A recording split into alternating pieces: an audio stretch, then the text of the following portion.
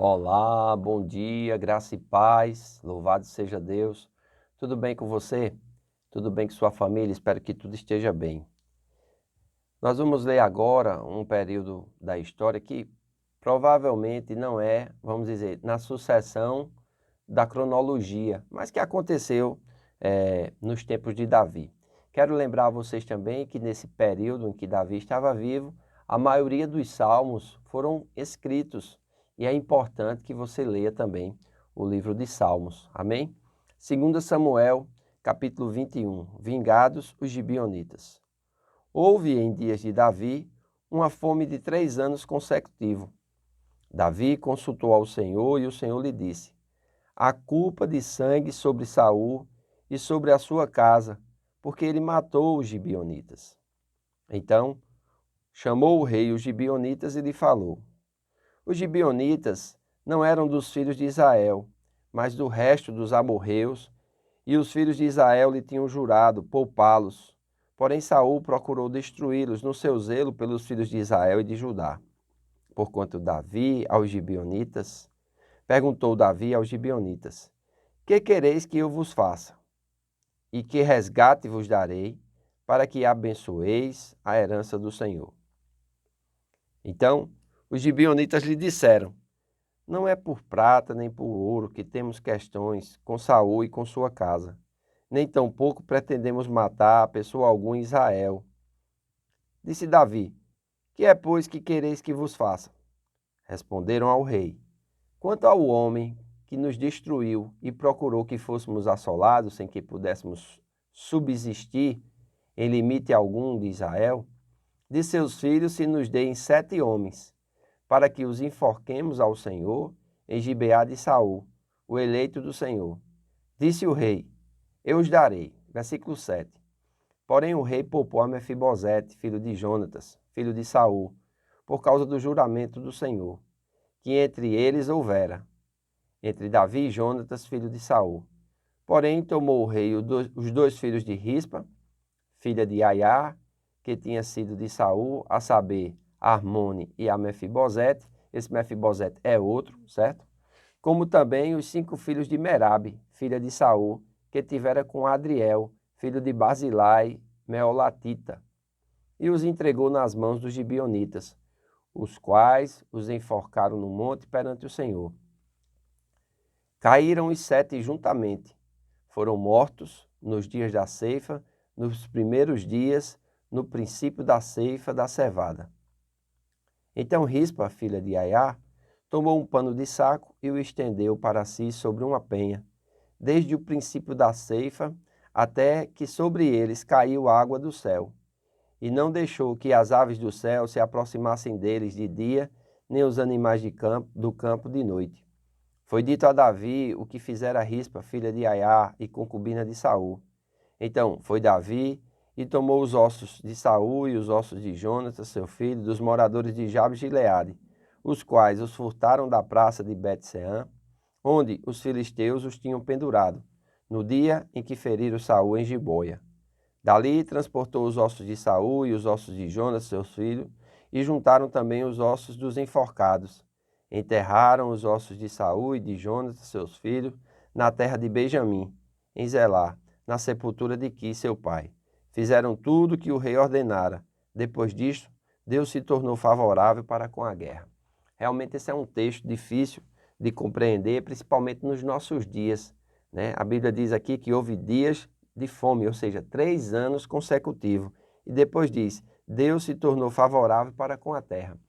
O crime de sangue é relatado na lei e uma vida por uma vida. Então é interessante porque aqui nós vamos ver o princípio de liderança. Saul, quando foi rei de Israel, ele deveria ter consultado ao Senhor, mas não.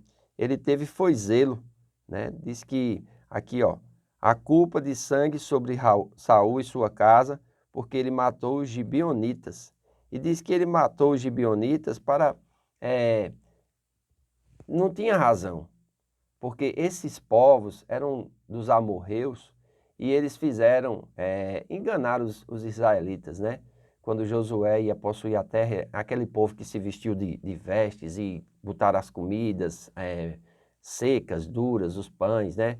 Aquelas roupas, vamos dizer assim, massacradas. Eles disseram que era um povo distante, que estava em peregrinação e que tinha ouvido falar sobre Deus e que queriam servir a Deus.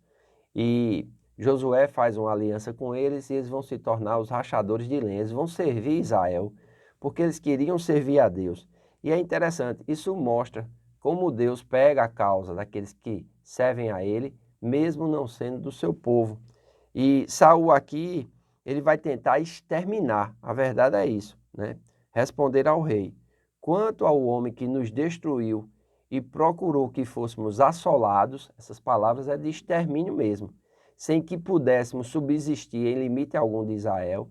Então Saul, ele tentou destruir, amém? Exterminar os gibeonitas. E isso sem procurar, né, a vontade do Senhor. Ele queria fazer isso por zelo, por causa dele mesmo. Então nós precisamos entender que a liderança espiritual implica em uma responsabilidade sagrada. A conduta dos líderes cristãos causa um impacto muito maior do que as suas palavras. Por esta razão, serão julgados de uma forma muito mais severa.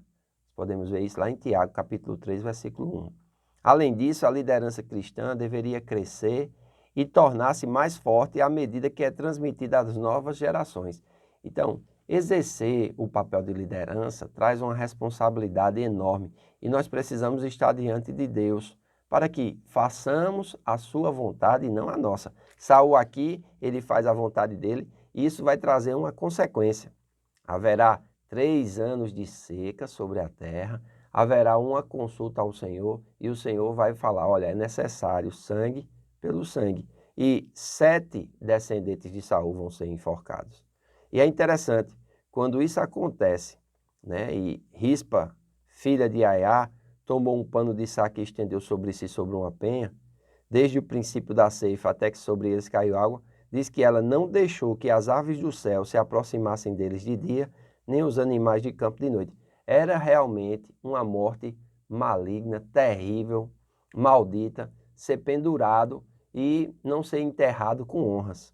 É interessante que quando Rispa faz isso, quando isso chega ao relato de Davi e vê que a obrigação com os gibeonitas já foi cumprida, Davi vai pegar não somente os 7 filhos, mas vai pegar também os ossos de Saul e de Jonatas e vai fazer um enterro, vamos dizer assim, propriamente, que eles mereciam. Né? No versículo 14 diz, enterraram os ossos de Saul e de Jonatas, seus filhos, na terra de Benjamim e Zelá, na sepultura de Quis, seu pai. Fizeram tudo que o rei ordenara.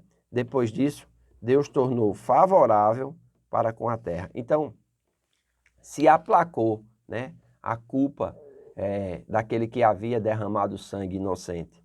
Então, nós precisamos ter muito cuidado e precisamos, né, ser livres na prática e no exercício da liderança. Principalmente a liderança cristã, que é uma liderança constituída e dada por Deus. Então, Deus delega essa autoridade, cobra responsabilidade e nós precisamos, em nome de Jesus, sermos responsáveis pelas nossas ações. Então, líderes, saibam que vocês deverão delegar uma grande porcentagem da autoridade de vocês para aquelas pessoas que vocês conduziram ao ministério. Líderes, tenham cuidado para não dar demasiada importância aos números. Tem líder que só pensa em números e está atropelando, né, os princípios, as pessoas. Isso é errado. Líderes, entendam que se vocês persistirem em alguns pecados, os mesmos podem levar os inimigos de Deus a demonstrar um total desprezo pelo Senhor e pelo seu povo. Líderes, tenham presente a santidade do ministério. Não atuem com arrogância no desempenho das responsabilidades que foram colocadas na mão de vocês. Veja o que Saul fez e veja o que isso trouxe para a terra, a seca, né? E trouxe também para a sua família, a sua geração. Então é muito importante nós termos cuidado. Vamos continuar lendo, amém, a palavra de Deus. Vamos continuar tentando trazer um pouco de luz sobre isso e é importante que você leia a sua Bíblia, amém? Lembre-se, Salmos, ou a grande maioria, foi escrita nesse período, é importante que você leia também o livro de Salmos, amém? Louvado seja Deus. Hoje à noite nós temos o nosso culto de celebração e eu quero convidar você e sua casa a estar conosco. A lista de presença já está aberta. Se você não pode estar conosco ou não mora aqui na cidade de Campina Grande, você pode participar através das redes sociais. Se você tem igreja, é importante que você vá congregar na sua igreja, amém? Participar dos cultos, ser fiel, praticar as atividades cristãs da sua igreja. Faço votos por tua prosperidade e saúde, assim como tua alma prospera. Que Deus te abençoe e até amanhã.